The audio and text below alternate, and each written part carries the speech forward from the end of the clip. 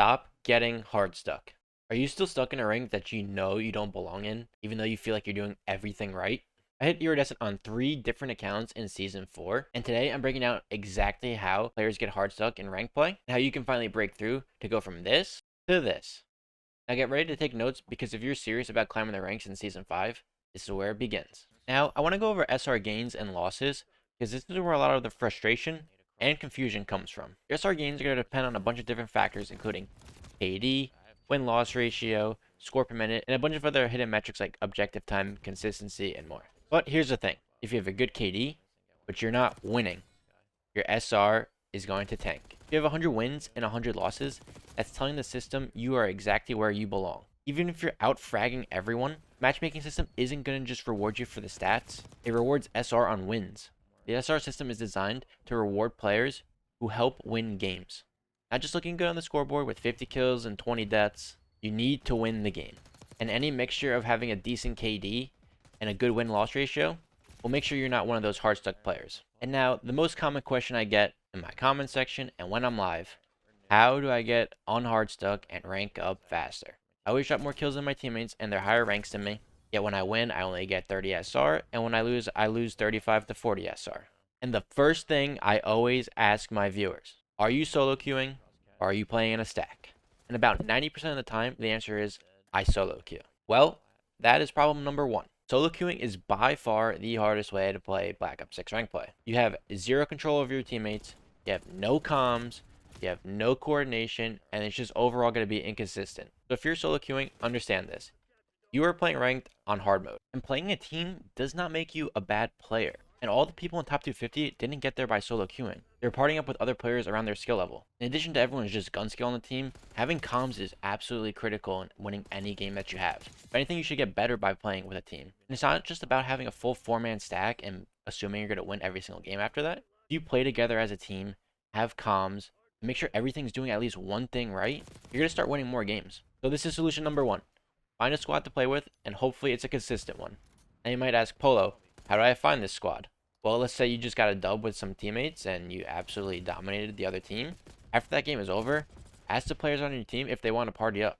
If they do, that's great. And maybe they're also playing with someone else. So now you have a 3-man or a 4-man stack. So if you have that, let's see if we can go on a win streak. And if they don't join, then just move on. You can play another solo queue game, and if you get a dub, invite the players from your team that game. Or the other option: join a Call of Duty Discord server that has thousands of people that's looking to find good teammates just like you. You say, hey, I'm X rank, I'm looking for 3 teammates who wants to party up. That's how I found the squad that I currently play with all the time now. Try out those games with some people and see if you can rank up together. And if you don't, then just find some other people to play with. At the end of the day, playing with a team with comms is better than just playing solo. Chances are people aren't going to perform as well without comms. Pretty hard to read the map entirely by yourself. And one extra comm, like someone sneaking up behind you, can make all the difference in the game. Also, when playing with a team, try to make sure your playstyle fits with each other. Try to get that mix of 2 AR players, 2 subs, or maybe a flex player in there. Make sure all roles are fulfilled and someone's not playing something that they aren't too comfortable with. As you climb the ranks, especially with a consistent squad, you're kind of going to learn your roles and kind of just stick to that role for the entirety of the time you play. Most of my time played in iridescent lobbies is going to be the AR role. That's what I'm just most comfortable with, and it also just fits the team's playstyle. And when you're playing with new people, make sure you actually like the people you're playing with. If you have good vibes, it kind of just makes the game more enjoyable, especially when you're winning. And the more you like your teammates, chances are you're going to want to play with them again, and they're going to want to play with you again. So try to form that consistent squad, gain chemistry together, and win some games. Now let's talk about the one thing that you can control in every single game, and that's your individual performance. See, too many people blaming bad teammates or just waiting for someone on their team to absolutely hard carry them every single game, and that mindset is just a rank killer. Like I was talking about before, you want that mixture of good KD and good win-loss ratio, along with consistent play.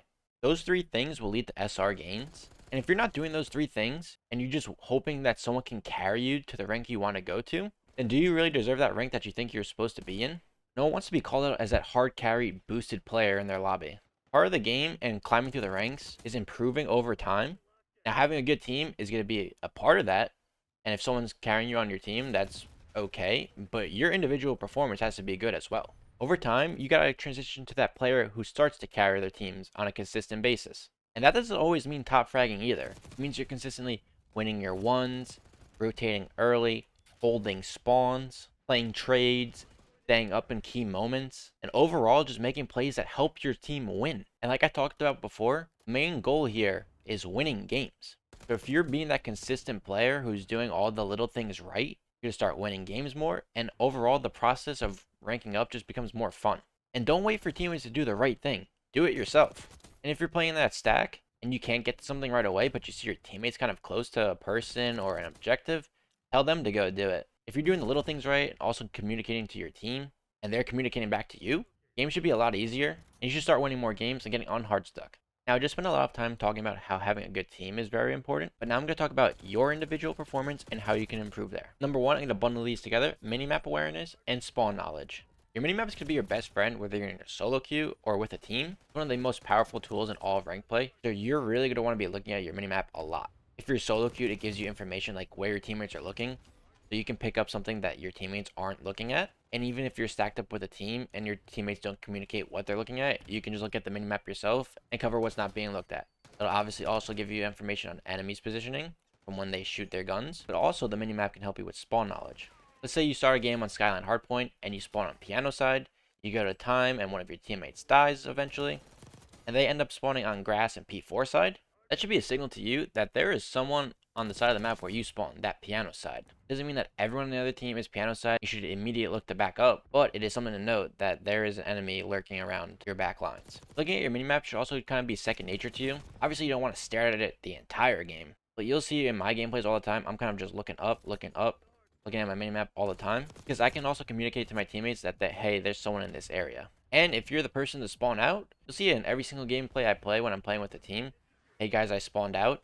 What that does is it makes my teammates on the other side of the map look for an enemy kind of in their area. Spawn knowledge is not something that you gain right away. It kind of comes with a lot of practice and a lot of reps on each map. But with a lot of time and practice, you should be able to get better at it and start reading spawns more. I also have a whole series on my channel called How to Win in Black Ops 6 Rank Play, where I break down spawns, rotations, and overall strategies for each map and mode. So if you're interested in that, I'll leave a link to that in the description below. Your settings are also another thing that can help you in the long run. You want to make sure your settings are fine-tuned for you and your controller. I recently made a video on my controller settings that help me hit iridescent in rank play, and I go into detail on my dead zones, my sensitivities, my movement settings, and everything that you possibly need. So you can check that out if you want. I also mentioned this before, but you're going to want to figure out what your preferred playstyle is. Are you the main AR that's always blocking and rotating for spawns? Are you the Slayer that's always in power positions and fragging out? Or are you SMG guy who's playing time, flex player? Whatever the case may be, if you're playing with a consistent squad, you're going to want to find your role for that squad. And if you're solo queued, you may need some flexibility in your play style. That's not an ideal, like I was talking about before. Having a team is absolutely key, but if you do continue to play solo queue, you're going to need to be flexible. If you see 3 ARs on your team while you're waiting for the match to start, you should probably pull out a sub, even if you're not best with it, because you are going to need some SMG presence on any map you play on. Also, if you're playing hardpoint, and you see no one's hopping on the time, it should probably be your job to hop on the time that game. Another area you can look to improve upon is your centering skills. And this means when you're playing, your crosshair should be directly in the middle of the screen, not looking up, not at the floor, but right in the middle at chest level. Movement's also another tool that can make you a better player. Slide canceling and chain slides can make it almost look like you're gliding across the map, and can be a big advantage in each gunfight that you take. So that's also another thing to work on. And the last thing I'm going to talk about is your mindset overall. Really try not to get too tilted at the game. If you're solo queued, don't yell at your teammates that they're trash if they're having a bad game. Chances are they know they're having a bad game. You're going to tilt them more, and sometimes some of these players might just try to spite you, give up on the game itself. So if you're solo, just try to be the best teammate that you can. If you have your open mic on, that's fine, but if not, just give out pings as much as you can. That'll help your team more than you think. And if you're playing with your consistent stack one day and it's just not going your way, take a break. Get off for the day. Season's like 2 months long, so you have plenty of time to achieve the rank that you want to get to. Just don't burn out too much in one day that makes you just not want to play like the rest of the week. And focus only on what you can control. Just try to be the best version of yourself each and every game. Be positive, have good comms, and don't just give up in the middle of a game. At the end of the day, this is just a game. It's supposed to be fun. We all want to rank up and get unhardstuck. Not even the best players win every single game. All we can do is work on our own craft and try to be the best versions of ourselves. And guys, that'll do it for how to get unhardstuck in Black Ops 6 rank play. Season 5 is out today, so I hope this video helps you in achieving the rank that you want to get to by the end of the season. And if you guys could, be sure to hit that thumbs up button, as this video took me a very long time to make. I want to hear from you guys. What did you find most helpful from this video? And if you have any other questions, let me know in the comment section down below. I'll catch you on the next one. Peace out, gang.